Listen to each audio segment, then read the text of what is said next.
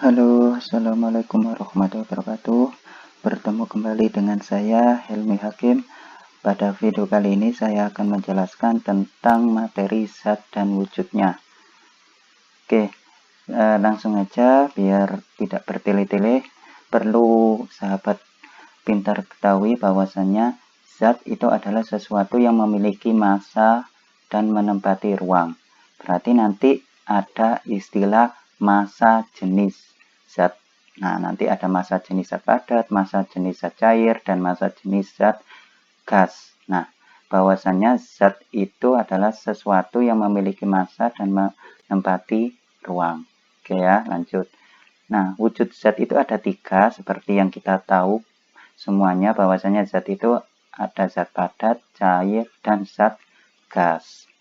Sifat-sifat. Ini parameternya saya ambil volume, bentuk, dan jarak partikel.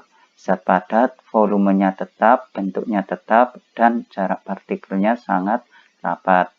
Sedangkan zat cair, volumenya tetap, bentuknya berubah, partikelnya rapat. Jadi partikel jarak antar partikelnya itu lebih renggang daripada zat padat, tapi lebih rapat dari zat gas. Lanjut. Untuk zat gas volumenya berubah, bentuknya berubah, dan jarak partikelnya renggang. Oke, saya beri tanda dulu. Yang perlu sahabat pintar ingat-ingat di sini. Jadi zat cair ini yang membedakan. Oke ya. Jadi zat cair volumenya tetap, bentuknya berubah. Kalau zat padat itu semuanya tetap, kalau zat gas semuanya berubah. Jadi zat cair itu, kita punya air itu kalau kita masukkan ke dalam wadah A dengan wadah B, bentuknya beda, dia mengikuti bentuknya. Jadi bentuknya berubah mengikuti sesuai wadahnya, gitu ya. Ini jarak partikel antara padat sama gas, gitu ya. Oke, lanjut. Sekarang perubahan zat. Untuk perubahan zat itu ada 2, perubahan secara kimia dan perubahan secara fisika.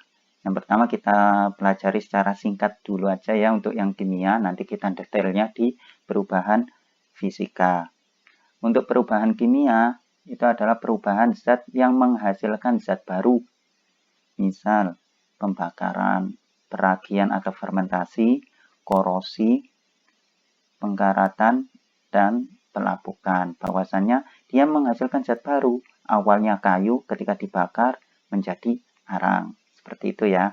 Awalnya itu kedelai ketika dikasih peragian atau fermentasi menjadi tempe gitu ya. Oke, lanjut. Ciri-ciri perubahan kimia menghasilkan zat baru bersifat irreversible, atau artinya tidak dapat kembali ke bentuk semula. Jadi misalkan kayu kalau sudah dibakar menjadi arang, nggak mungkin arang menjadi kayu lagi. Gitu ya, bersifat irreversible. Ini nanti yang membedakan dengan perubahan secara fisika. Terus ciri-ciri yang ketiga, terjadi perubahan kimia yang menghasilkan jenis dan sifat yang berbeda. Jelas ya, jadi antara kayu dengan arang, dia secara sifat berbeda ya, secara sifat, secara menghasilkan jenisnya berbeda. Nanti struktur kimianya juga berbeda, seperti itu ya. Oke, lanjut. Nah, ini yang perubahan fisika.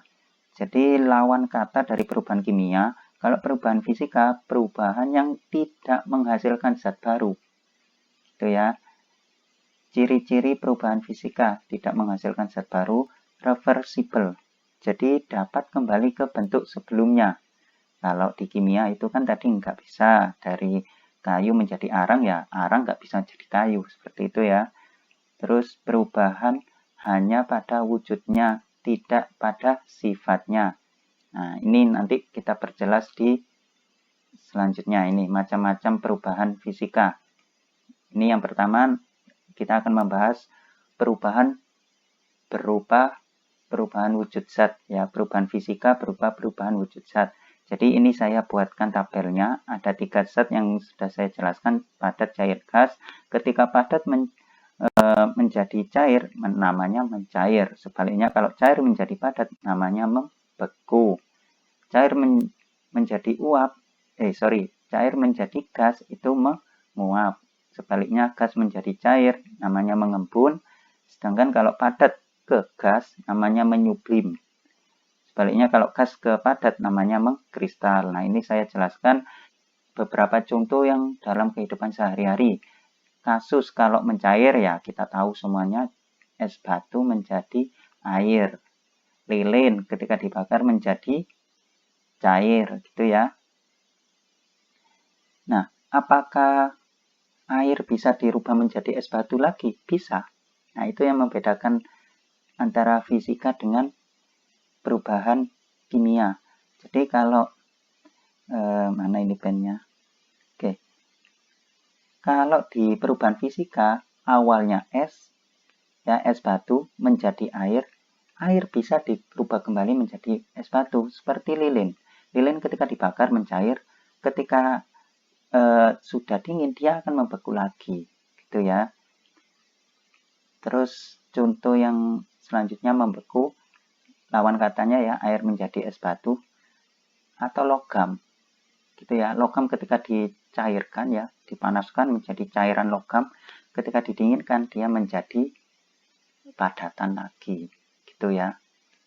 Menguap, air mendidih menjadi uap ya. Mengembun, udara menjadi embun pagi ya. Awalnya udara ya, ketika suhunya dingin maka menjadi embun.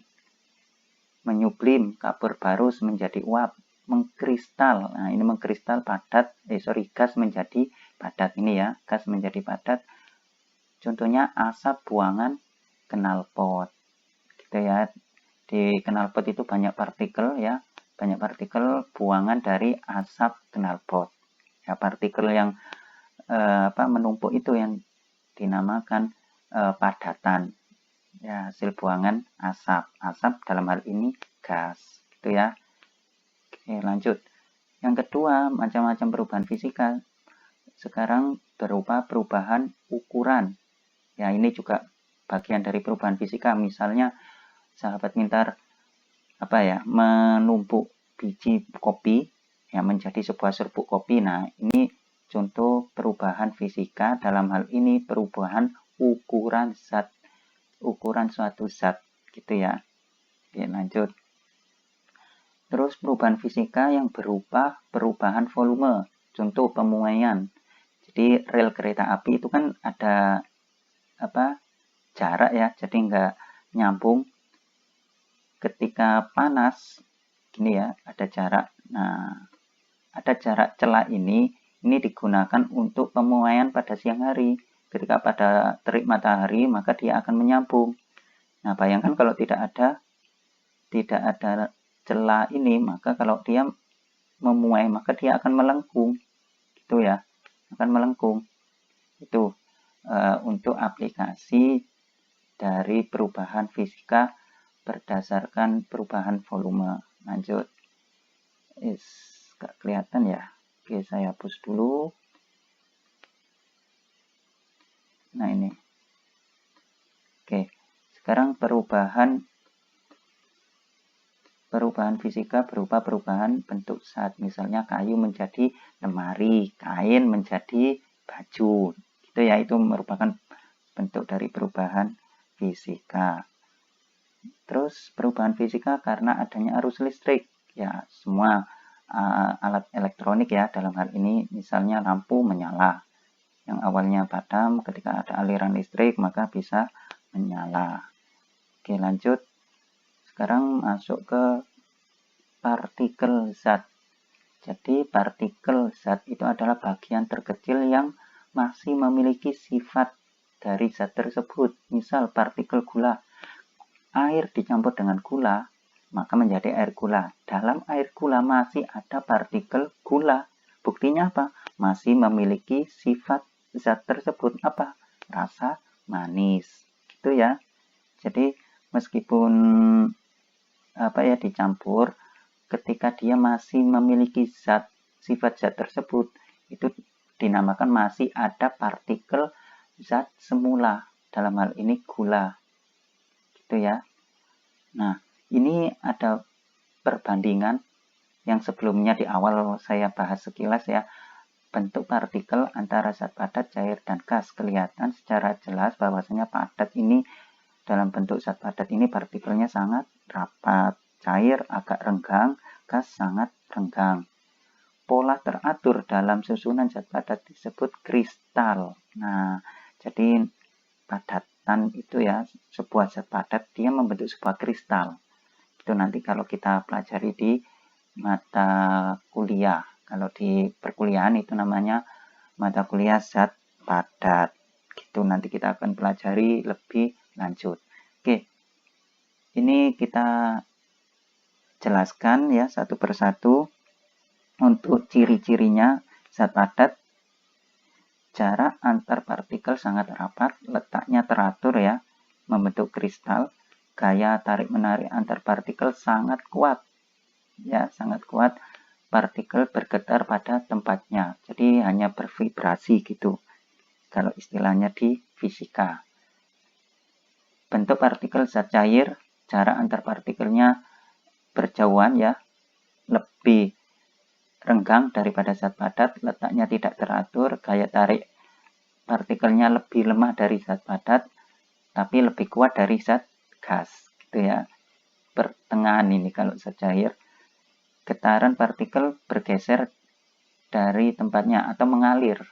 Ya, partikelnya bisa mengalir. Kalau di zat padat tidak ya, dia bergetar pada tempatnya. Kalau di sini ya dia hanya bergetar di tempatnya ini. Jadi tidak bisa mengalir atau berpindah atau bergeser dalam hal ini ya. Oke, lanjut. Partikel gas bentuknya, jarak partikelnya sangat berjauhan. Nah, bisa dilihat ya, letaknya sangat tidak teratur.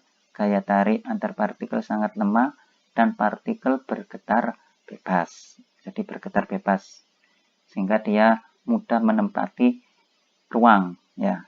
Dimasukin ke bentuk apapun dia sangat sangat memungkinkan. Jadi sangat bisa. Gitu.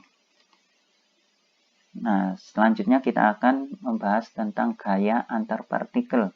Yang pertama itu nanti ada dua, gaya kohesi dan adhesi. Nah, kalau gaya kohesi, gaya tarik-menarik antar partikel sejenis.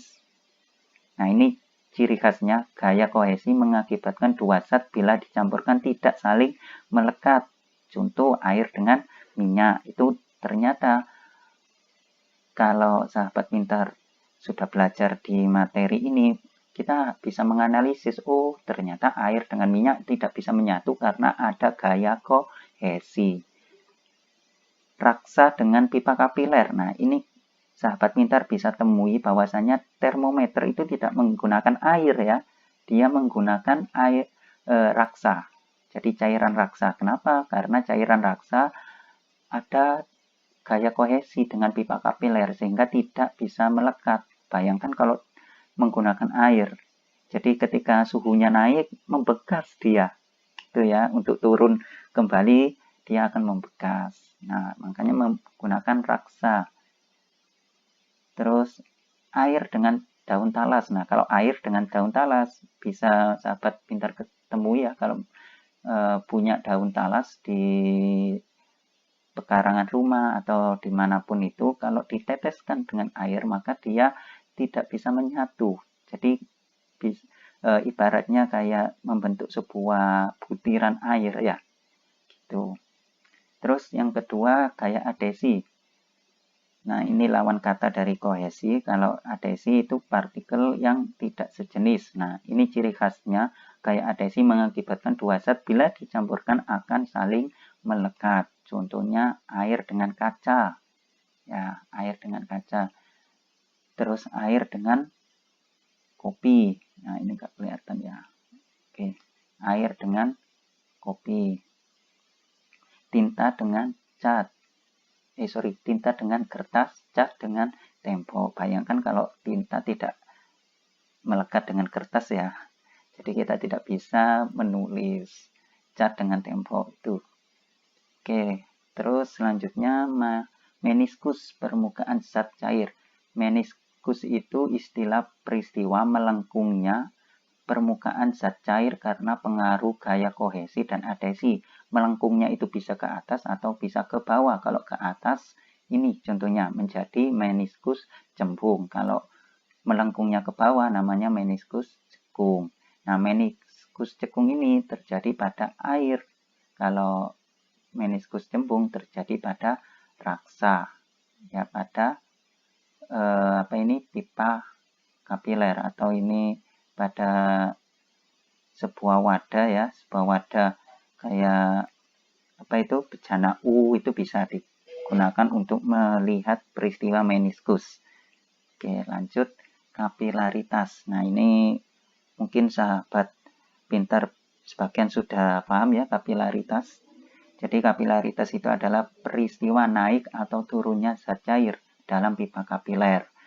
Contoh dalam kehidupan sehari-hari, sumbu kompor ya. Sumbu kompor kalau sekarang sudah hampir tidak ada ya, sudah memakai LPG. Nah, ini kalau zaman dulu itu memakai minyak tanah disambungkan ke sumbu, dan di atas ketika dinyalakan api, nah ternyata bisa nyala karena ada minyak tanah yang naik ke atas gitu ya. Air dari akar ke daun melalui pembuluh silem. Jadi air dari akar bisa sampai ke daun itu karena adanya peristiwa kapilaritas.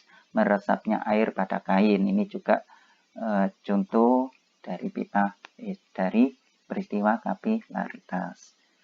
Terus ada tegangan permukaan, yaitu kecenderungan permukaan zat cair untuk menegang.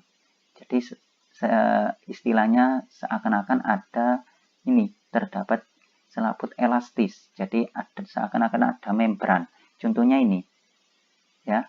Jadi serangga itu bisa berjalan di atas air. Jadi seakan-akan air ini ada membrannya, ya, ada selaputnya.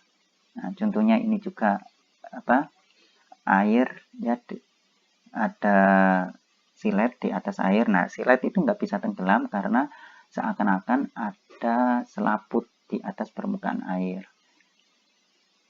Oke, selanjutnya massa jenis zat ya, seperti saya jelaskan di awal bahwasanya ada massa jenis zat karena zat itu sebuah perbandingan ya antara massa benda dengan volume benda. Jadi massa jenis zat itu adalah perbandingan. Kalau dirumuskan massa per volume, ini namanya rho ya. Rho ini lambang dari massa jenis zat. Nanti ada massa jenis zat padat, cair, dan gas. Rumusnya massa per volume. Rho itu satuannya kilogram per meter kubik ya. Karena M-nya ini massa, per volumenya V-nya itu volume dalam meter pangkat 3. Nah, ini tabel ya. Tabel yang menjelaskan beberapa zat dengan perbedaan massa jenis. Nah, ini ada dua satuan ya. Hasilnya sama aja, tinggal dikonversikan saja dari kilogram per meter kubik ke gram per sentimeter kubik. Jadi kalau contoh peristiwanya itu ya, perbedaan massa jenis antara ini telur ya, telur ketika dimasukkan ke air biasa itu akan tenggelam. Nah, ketika dikasih garam atau dibuat menjadi air garam, maka telur itu akan sedikit demi sedikit ke atas, jadi mengapung. Kenapa? Karena adanya perubahan massa jenis zat yang dari zat cair ke zat garam, jadi air garam. Nah, itu peristiwa mengapungnya telur yang awalnya tenggelam menjadi terapung itu karena perbedaan massa jenis zat, gitu ya. Oke, itu saja penjelasan dari saya. Semoga bermanfaat. Jangan lupa subscribe, like, and share. Akhiran, assalamualaikum warahmatullahi wabarakatuh.